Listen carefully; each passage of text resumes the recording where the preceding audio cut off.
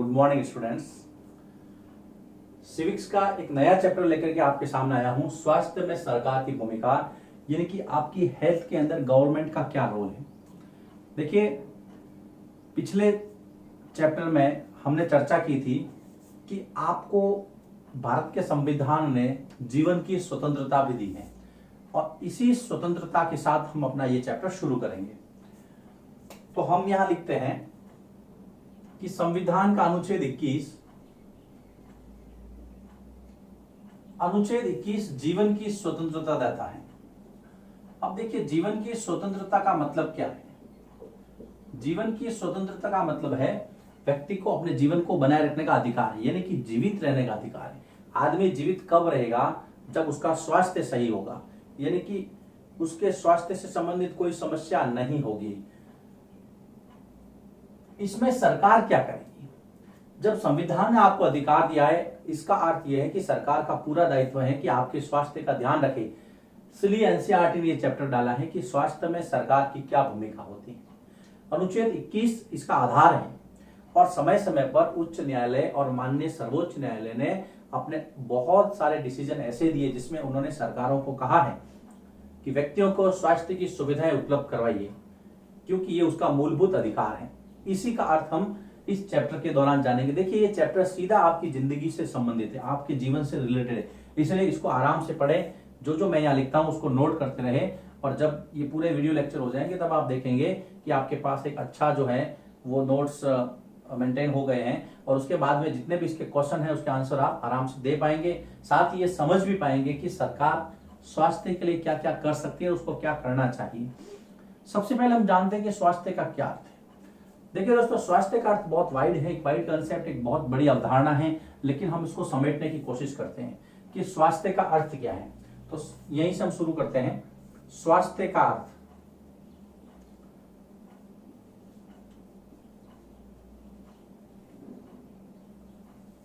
अब स्वास्थ्य बना है स्वस्थ रहने से, इसलिए जब व्यक्ति का जीवन बीमारियों से मुक्त है, सबसे पहले यह शर्त है स्वास्थ्य के अर्थ में कि व्यक्ति का जीवन, देखिए आराम से समझाऊंगा मैं, व्यक्ति का जीवन सबसे पहला तो है बीमारियों से मुक्त रहे, यानी उसको कोई बीमारी नहीं हो,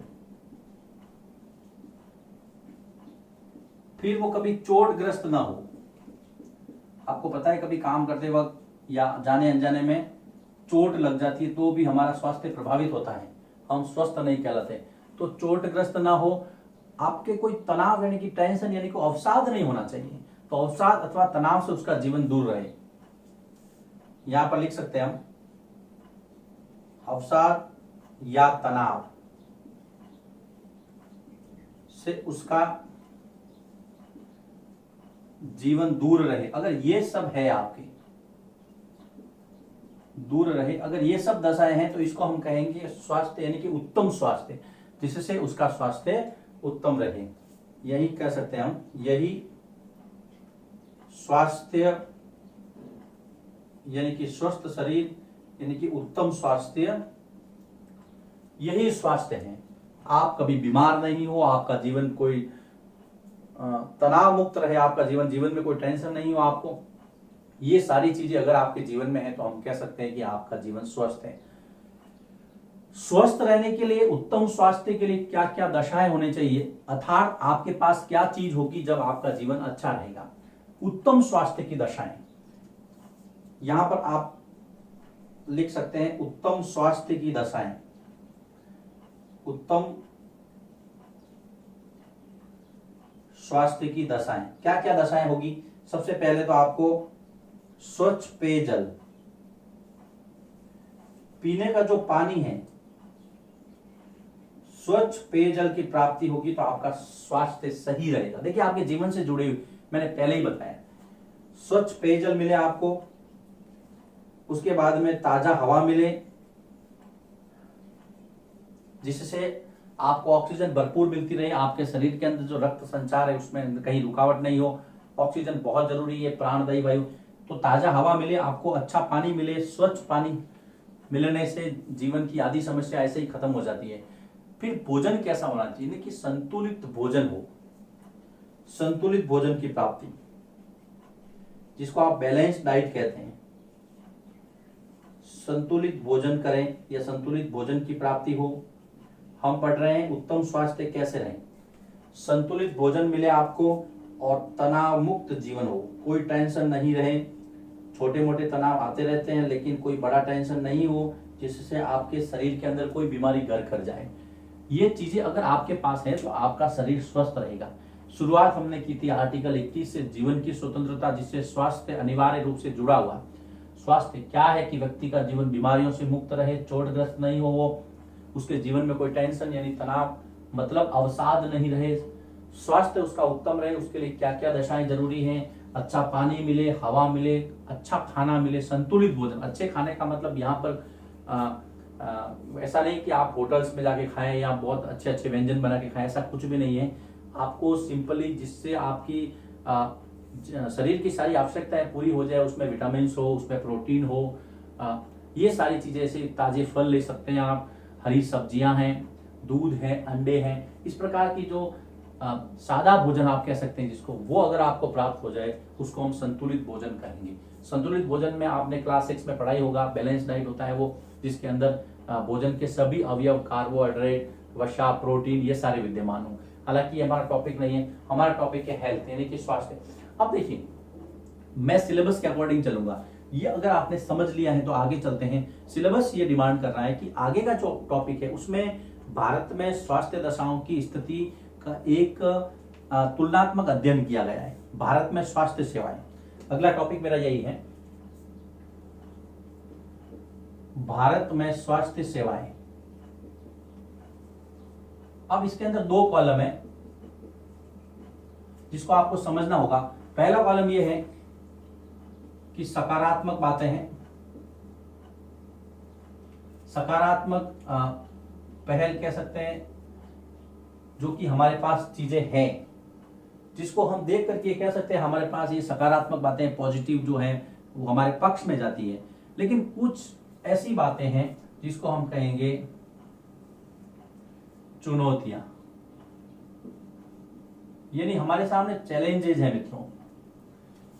तो ये दोनों जो है आपको एक टेबल बनानी है और जैसा मैं आपको पढ़ा रहा हूं, कोशिश कर रहा हूं, वैसे ही आपको चलना है, तब आप इसको समझ पाएंगे। सबसे पहली बात कि विश्व में सर्वाधिक मेडिकल हॉस्पिटल यानी कि मेडिकल कॉलेजेस जो हैं वो हर वर्ष भारत के अंदर है, और हर वर्ष 15,000 से ज्यादा डॉक्टर भारत तैयार करता है। ये आंकड़ा बढ़ गया है, लेकिन सिलेबस 15,000 की बात कर रहा है।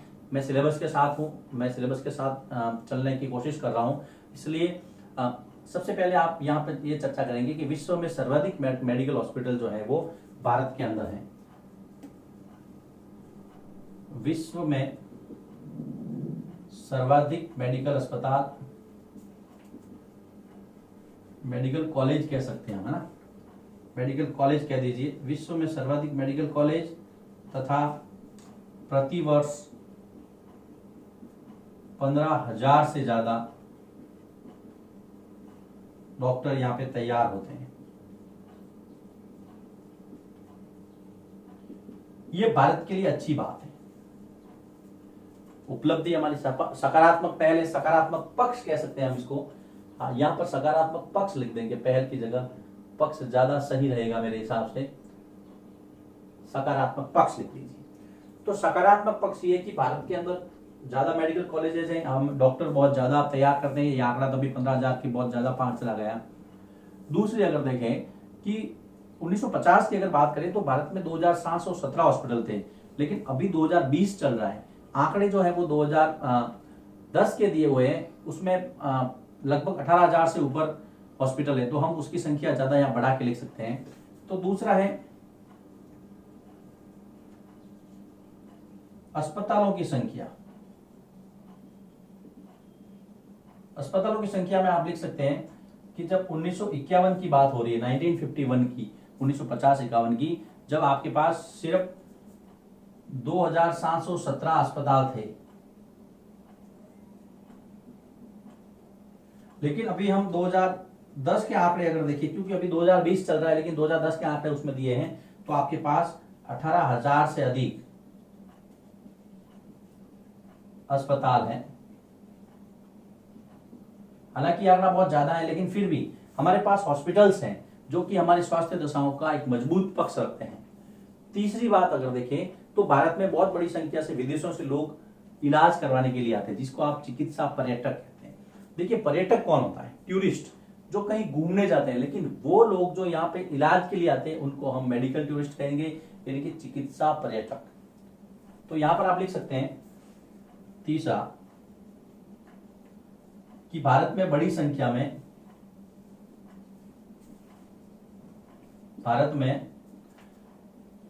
संख्या में चिकित्सा पर्यटक आते हैं,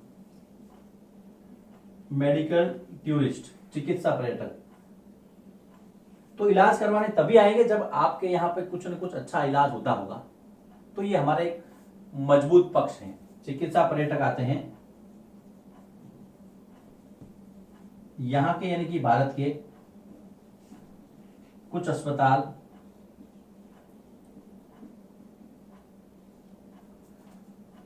विश्व के सर्वश्रेष्ठ अस्पताल हैं, विश्व के श्रेष्ठतम अस्पतालों में गिने जाते हैं। हम पढ़ रहे हैं भारत की स्वास्थ्य सेवाओं का मजबूत पक्ष, विश्व के सर्वश्रेष्ठ अस्पतालों में। ये गर्व करने लायक बात है। सबसे ज्यादा मेडिकल कॉलेज, डॉक्टर ज्यादा हैं, हॉस्पिटलों की संख्या भी लगातार बढ़ रही है। हमारे यहाँ बहुत सारे ऐसे हॉस्पिटल हैं जहां पे लोग विदेशों से इलाज करवाने आते हैं। ये अच्छी बात है। दवाइयां निर्माण, भारत विश्व के अंदर दवाइयां निर्माण करने में पहले 4 देशों में आता है, और हम लोग दवाइयों को बाहर बेचते भी, यानी कि एक्सपोर्ट भी करते हैं, निर्यात भी कहते हैं। तो यहां पर देखिए भारत दवाइयों के निर्माता देशों में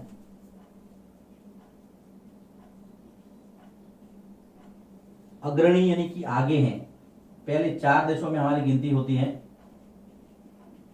यहां से दवाइयां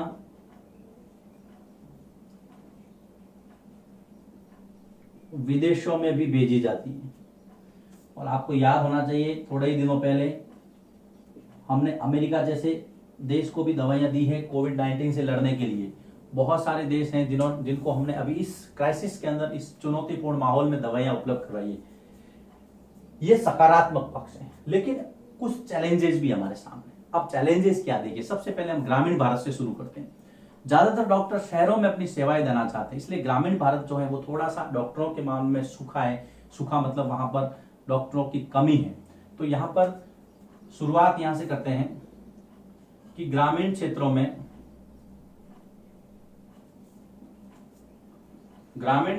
डॉक्टरों की कमी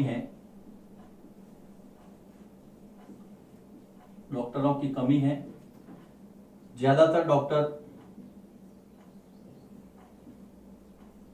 शहरों में सेवाएं देते हैं। देखिए ज्यादातर डॉक्टरों की इच्छा होती है कि हम सिटीज के अंदर सेवाएं दें।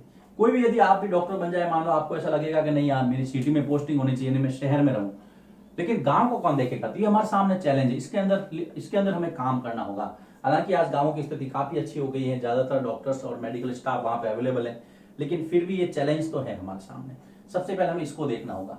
जो दूसरी बात है कि टीबी और मलेरिया जैसे कुछ ऐसे रोग है जिनके ऊपर हमें अभी बहुत काम करना है, और वो हमारे सामने एक चुनौती के जैसे खड़े। तो हम ये जो टीबी, ट्यूबरक्लोसिस जिसको कहते हैं, क्षय रोग किसको कहते हैं, टीबी और मलेरिया आज भी हमारे लिए एक चुनौती है। टीबी मलेरिया जैसी बीमारियां आज भी हमारे लिए एक चुनौती है। हमने उसके ऊपर काम किया है, अच्छा काम किया है, लेकिन फिर भी हम पूर्ण रूप से इसको नष्ट नहीं कर पाए हैं। हालांकि टीबी के अंदर तो अभी आज डॉट्स से उसका इलाज संभव है, लेकिन फिर भी हमें इसके ऊपर और सोचना होगा। ये हमारे लिए एक चैलेंजेज है। हम पढ़ रहे हैं भारत के सकारात्मक पक्ष और चैलेंजेज, यानी चुनौतियां क्या हैं। सबसे इंपॉर्टेंट जो बात है अभी वो आ रही है, जो चैलेंज है हमारे सामने, कि सामान्य आदमी को, यानी कि सामान्य जनता को स्वच्छ पानी, सुरक्षित पेयजल पूर्ण रूप से हम उपलब्ध नहीं करवा रहे हैं, पूर्ण रूप से उपलब्ध नहीं करवा पाए हैं। बहुत जगह पानी की समस्या है, गंदा पानी आता है, उससे ज्यादा बीमारी होती है। और 21% जो बीमारियां हैं वो जल जनित हैं। आंकड़े ये कहते हैं 21% बीमारियां जल जनित हैं, यानी कि 21% बीमारियां, 21% जो बीमारियां हैं वो पानी से होती हैं, जल जनित है। उसके कुछ एग्जाम्पल भी दिए हैं, जैसे हैजा, हैजा एक जल जनित जिसे आप कॉलेरा कहते हैं। जैसे कि पेट के कीड़े एक सामान्य बीमारी है, अब बच्चों के अंदर ज्यादा होती है। हेपेटाइटिस है, पेट के कीड़े,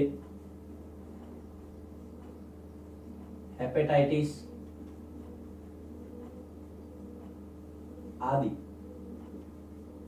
ये सारी बीमारियां हैं वो पानी से होती है। और पानी भी कैसा, गंदा पानी हो तो सबसे बड़ा चैलेंज है कि पानी उपलब्ध करवाना। देखिए आर्टिकल 21 तो कहता है जीवन की स्वतंत्रता, यदि पानी नहीं मिलेगा तो जीवन तो खतरे में ही है।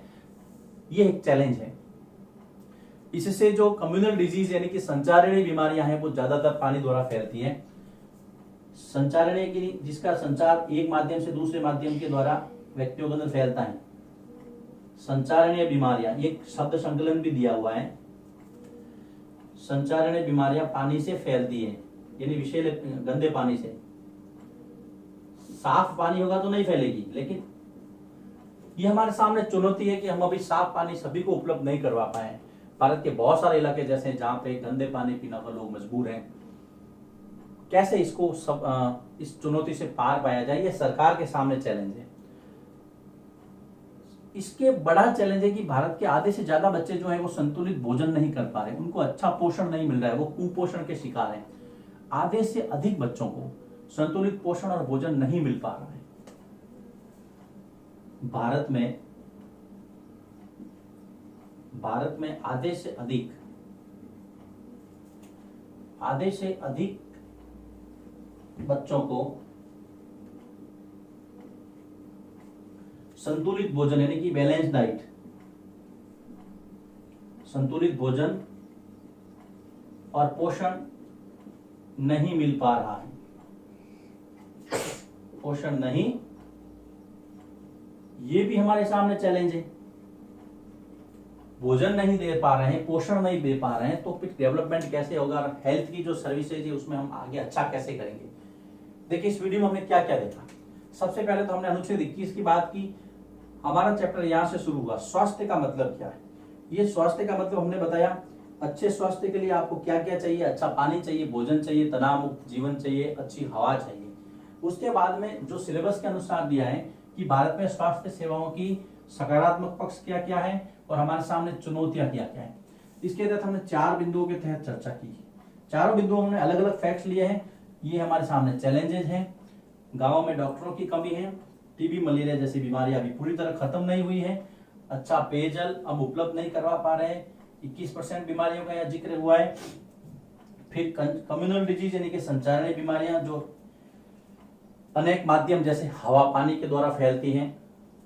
फिर आपको देखिए बच्चों को संतुलित भोजन नहीं मिल पा रहा है, ये हमारे सामने चैलेंज है। चैप्टर की शुरुआत हो गई है। देखिए चैप्टर आपके जीवन से संबंधित है। ऐसा लगता है जैसे हम खुद इस चीज को महसूस कर रहे हैं अपने लाइफ में।